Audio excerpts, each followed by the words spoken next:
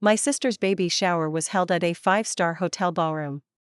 She tapped her glass and said, "Let's all thank my sister for babysitting me so much that she forgot to live her own life." Someone yelled, "Ouch." I choked, "That's not fair." Hours later, I was given a participation award certificate, with a crying emoji printed on it. I'm Sienna. I'm 38, single, and live alone in a modest one-bedroom apartment in Evanston, Illinois. I work as a receptionist for a mid-sized law firm in downtown Chicago. It's not my dream job, but it pays the bills, and I'm good at what I do, namely making other people's lives easier. That's basically been my role since I was a teenager. My sister, Marlo, is 33. She's pregnant with her first child. Married a guy named Jackson, yes, with an X, a venture capital type who made his money during the crypto boom and now spends his days between golf courses and overpriced smoothie bars. They live in Lake Forest in a glassy, open-concept home that looks like a furniture catalog and smells like lavender and ozone. Our dad passed away when I was 15 and Marlo was 10. He had a heart attack in the middle of a blizzard, and the ambulance took too long to get there. Everything changed that night. Our mom, Joyce, never really recovered. She retreated into herself, first with wine, then with TV, then with online shopping. I picked up the slack. I made breakfast, packed lunches, learned how to French braid Marlo's hair from a YouTube tutorial. I worked at a diner after school to help pay bills. I filled out my own college applications and hers too. I skipped my own prom to stay home with Marlo when she had a stomach bug. It's not that I didn't want to help. She was my sister, and I loved her. I still do. But over the years, helping turned into handling. Every time she crashed a car, every time she failed a class, every time she dated a guy who turned out to be terrible, I was there. Cleaning up. Lying for her. Saving her.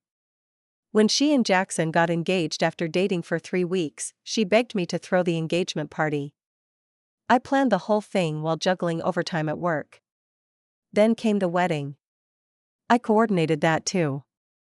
And now, with the baby coming, she asked me to plan her shower. I thought she meant a cozy brunch with close friends and some light games. Instead, she wanted the grand ballroom at the Fairmont. Full catering. Custom cake. Professional photographer. Matching silk robes for the bridesmaids, baby maids. She wanted Instagram-ready perfection. And I delivered it. I spent weekends sorting out the guest list and evenings negotiating with vendors. I spotted her the deposit when she forgot to pay. I drove across town to pick up favors. I even arranged the floral centerpieces myself the night before because the florist canceled last minute. The day of the shower, I was exhausted. I hadn't slept well. My feet hurt. But I told myself, it's one more thing. Just get through this. Everything looked beautiful. The guests were impressed. The food was perfect. Marlo looked radiant in her floor-length blush gown with a flower crown. Then she tapped her glass. You know that moment when the room gets quiet, and your stomach drops, and your intuition whispers, something bad is about to happen? Yeah. That. Marlo smiled at the crowd and said, "Can we all take a moment to thank my big sister Sienna? She's basically been my second mom my whole life. She sacrificed her dreams, her time, her youth to take care of me. At first, I was touched. She babysat me so much, she forgot to live her own life." Cue laughter. Nervous laughter. Someone said ouch. I still don't know who. I laughed too. Or tried. It came out weird. I said, "That's not fair," and took a long sip of my mimosa. No one responded. She moved on, thanked her yoga instructor, their dog, and Jackson for putting up with her moods. I told myself to let it go.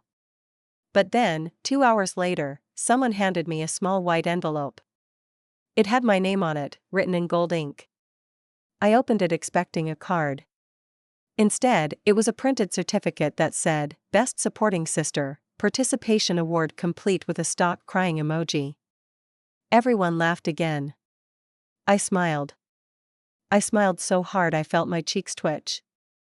I nodded. I said, cute. And I walked out.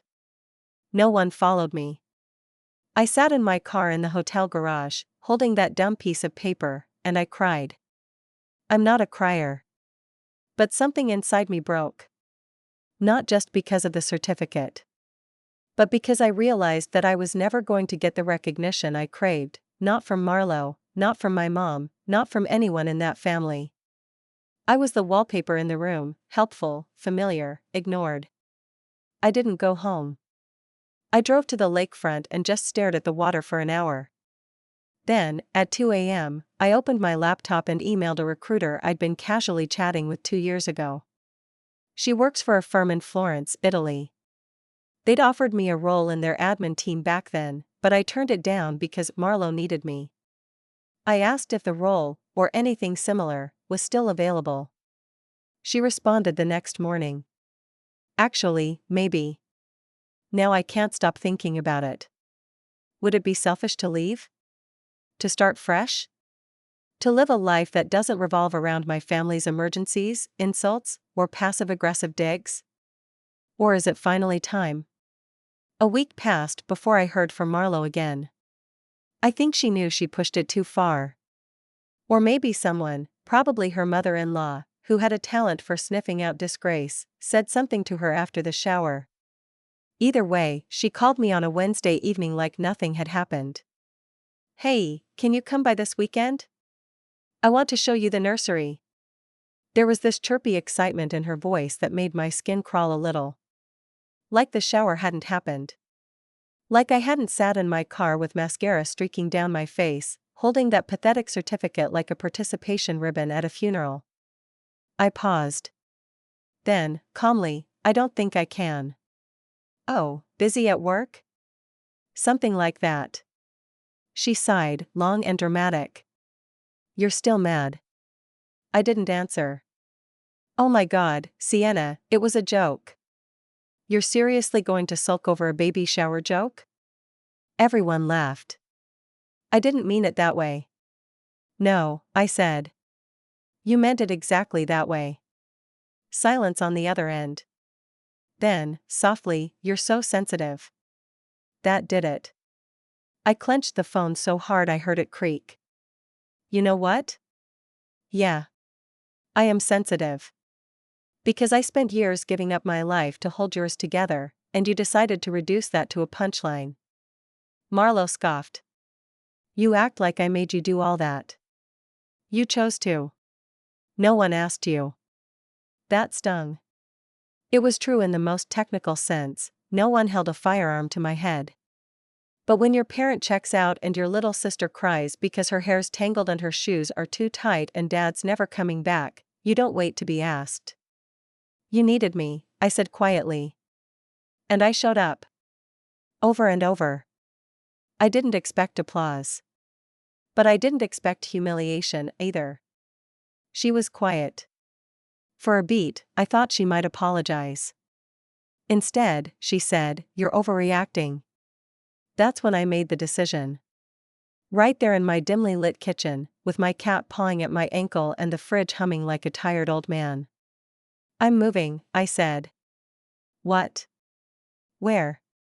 Italy. The word hung in the air like smoke. You're not serious. I am. Why? She asked, and it was like she genuinely couldn't compute it. Because I can't breathe here anymore, I thought. Because everything I do gets laughed at or ignored. Because I want to walk down a street where no one knows my name or my baggage. Because I'm tired. I need a change, I said. You're going to leave me? Right now? When the baby's almost here? And just like that, it wasn't about me anymore. I was never supposed to be your backup parent, I said. I'm your sister. You're abandoning me. I took a breath, steadying the phone against my ear. I'm choosing myself. For once. She hung up. No dramatic goodbye. No parting shot. Just a flat click. I didn't cry. I made tea and turned on a soft jazz playlist and sat in silence while the kettle whistled. For the first time in a long time, I didn't feel guilty. Later that night, I went through my storage closet and pulled out the things I hadn't touched in years: my sketchbooks, my travel guides, a dusty box labeled Paris 2007, Still Dreaming. I found a note I'd written to myself once, during a college philosophy class, scribbled in the margin of a notebook: "Don't die in a life you never chose." That hit me like a punch to the ribs. The recruiter and I had a Zoom call the next day. She was warm, efficient, and surprisingly excited to hear from me. "I think we can make something work," she said. "You'd need to get your visa sorted and take a basic Italian proficiency test, but the team here would be thrilled. We've had turnover, and we need someone experienced." I didn't say yes. Not yet. But I didn't say no. Instead, I told her I'd think about it, and that I'd start preparing the paperwork in the meantime, just in case. Meanwhile, Mom called. Joyce. That's how I refer to her in my head. Not Mom. Not anymore. She left a voicemail. Her tone was light, cheerful. But there was something artificial about it, like she was calling a coworker she hadn't spoken to in months. "Hey sweetie, heard about the baby shower. Marlo said you weren't feeling well? Hope everything's okay. Call me when you can, I need help picking out a new dining set." No mention of what happened. No checking in. No "how are you?" Just furniture. That was her version of motherhood, absent when it counted, present when it was about her. I didn't call back. Instead, I took a long walk through the neighborhood, just observing everything I usually ignore: the cracks in the pavement, the tulips in the neighbor's yard, the way the wind rustled the tree outside the abandoned bookstore. And I started to realize something strange. Nobody expected me to leave, because I never had. I was the constant. The dependable one. The person you didn't thank because you assumed she'd always be there. That's why the joke landed for them. That's why the certificate didn't raise eyebrows. To them, I wasn't a person with feelings and dreams. I was an accessory to Marlo's success story. The ever-supportive, slightly tired older sister who played her role with quiet dignity. But I wasn't quiet anymore. Not inside. And the more I thought about Florence, the narrow streets, the light, the food, the anonymity, the more it started to feel like possibility, not escapism. I looked at flights. I read visa requirements. I bought a cheap language learning app and started practicing phrases in the shower. In the back of my mind, I still heard Marlo's voice. Still saw the certificate with the crying emoji. Still replayed that moment in the ballroom when the laughter cut deeper than any insult. But another voice was growing louder now. My own. The strange part was how quickly my decision started to feel normal. I expected some inner panic, second-guessing, doubt, maybe that old loyalty reflex I'd honed for so many years. But it never came. If anything, there was a quiet clarity that surprised me. The kind of peace that follows an overdue decision, like finally setting a bone that had been broken for a long time but left untreated. I started putting pieces in motion carefully. Quietly. At work, I asked HR for a copy of my contract and started researching remote work options. I didn't want to just leave, I wanted to leave smart. Florence wasn't just an impulsive idea anymore. I wanted it to stick. I didn't tell anyone, not right away. But there was a new spring in my step that even my coworkers noticed. One of the junior associates, Brenna, leaned across the reception desk one morning and said, "You're glowing. You meet someone?" I smiled and said, "Just finally starting to think about what I want." It wasn't untrue. Marlo, for her part, stayed quiet for about 2 weeks. I half expected an apology that never came. Instead, I got a text, short, sharp, and entirely in character. "Mom's worried about you. You've been weird lately. We need to talk." I didn't reply. I didn't need a lecture from her about how I was distancing myself or creating drama. For the first time in years, I wasn't the family buffer, smoothing over conflict and pretending nothing hurt. I wasn't available for emotional labor. That silence between us grew. And it was almost refreshing. In its place, I filled my evenings with Italian flashcards, emails with the recruiter, and long walks with Pickle in her harness. She hated the harness at first, but I was patient. She warmed up to it. We wandered slowly around the block most nights, her sniffing leaves, me listening to Italian radio. And then one Sunday, right when I was steeped in a fantasy of life in Tuscany, I got another call from Joyce. This time I answered. "Are you mad at me too now?" she asked, skipping any pretense of niceties. I sighed. "I'm not mad. I'm just tired." "Of what?" I wanted to laugh. "Of being the one who holds everything together. Of being a convenience. Of being invisible."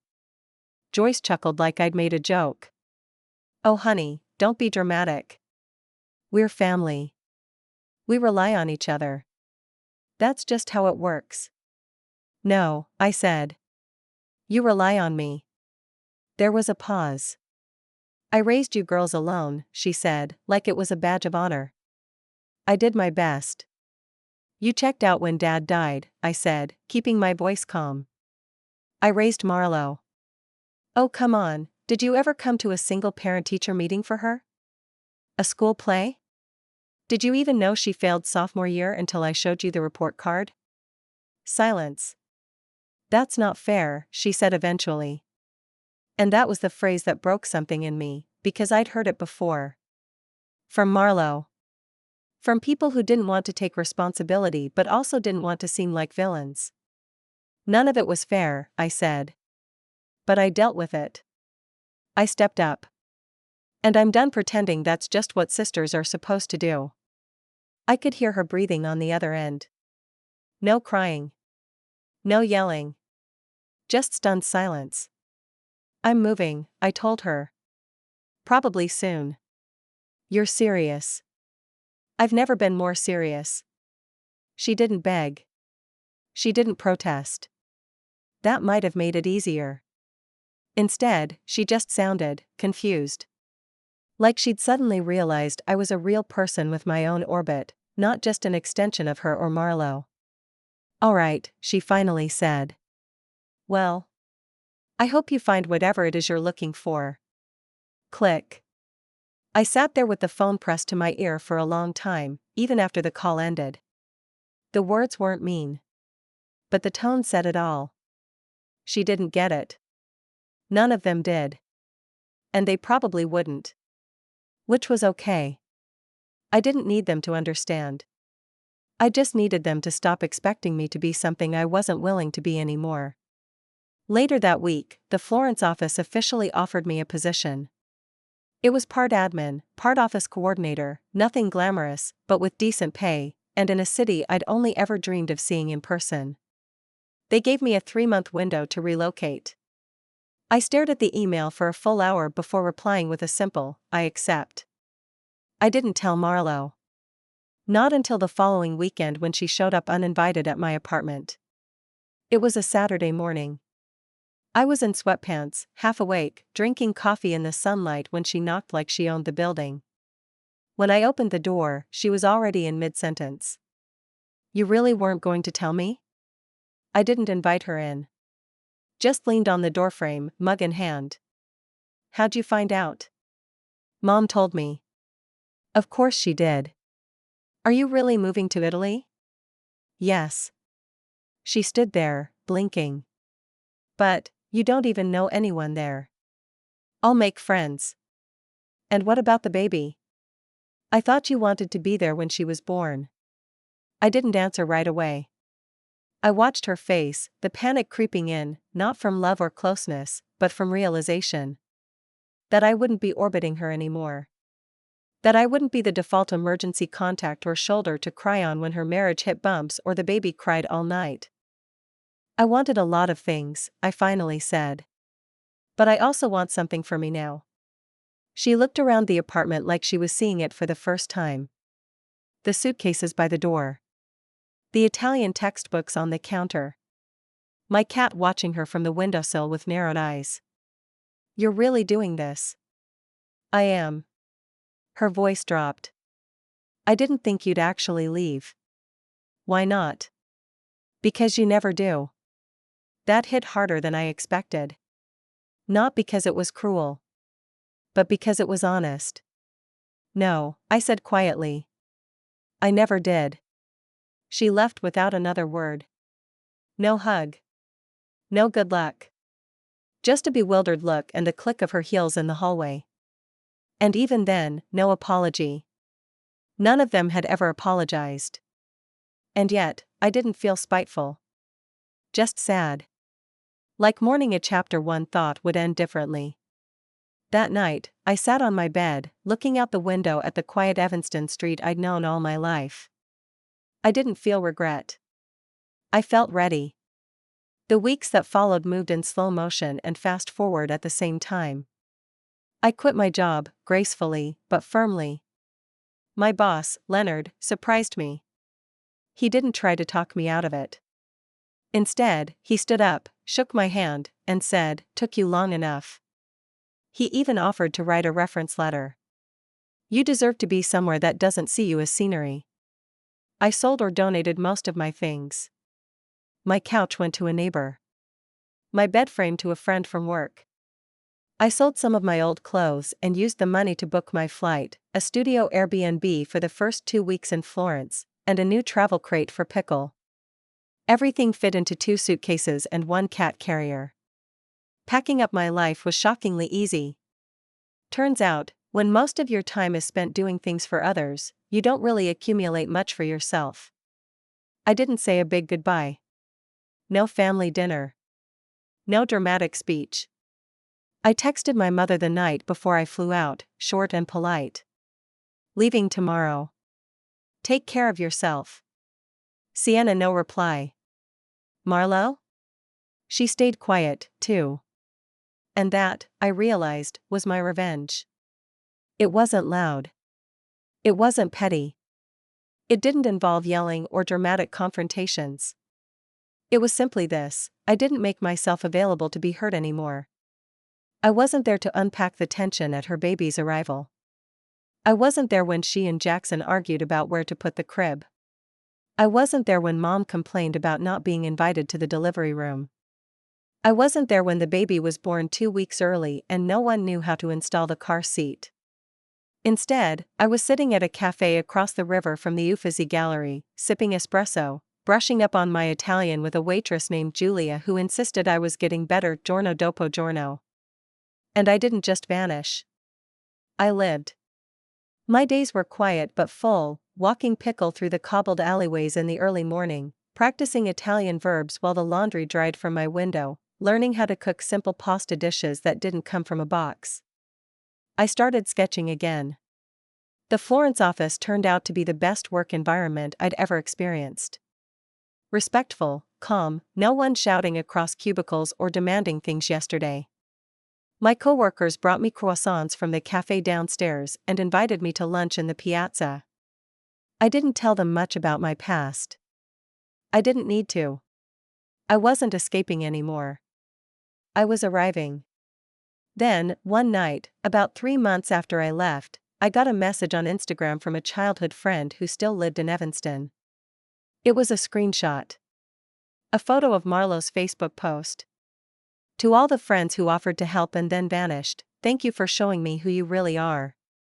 When things get hard, you find out who's really there for you. #TruthHurts, #NewMomLife. The comments were mostly sympathy, hang in there, mama, and you got this. But one in particular caught my eye. It was from Brenna, my old coworker. That's rich, considering how you treated the one person who was always there for you. It had dozens of likes. I laughed. I hadn't asked for vindication. I didn't need it. But seeing someone, anyone, say it out loud? It felt like the universe was quietly handing me back some of the dignity I thought I'd lost. Marlo never messaged me. Not even after that. But a month later, I got an envelope in the mail. No return address, but I recognized the handwriting immediately. Sloppy cursive. Slanted right. Inside was the same certificate from the baby shower. Best Supporting Sister, Participation Award only now. Someone had crossed out participation in thick black ink and written, "The one who left." And meant it. There was no card. No apology. Just that. I kept it. Not because it was sentimental, but because it was proof. That somewhere, deep down, she knew. She knew I finally did what she never thought I would. I stopped playing the role.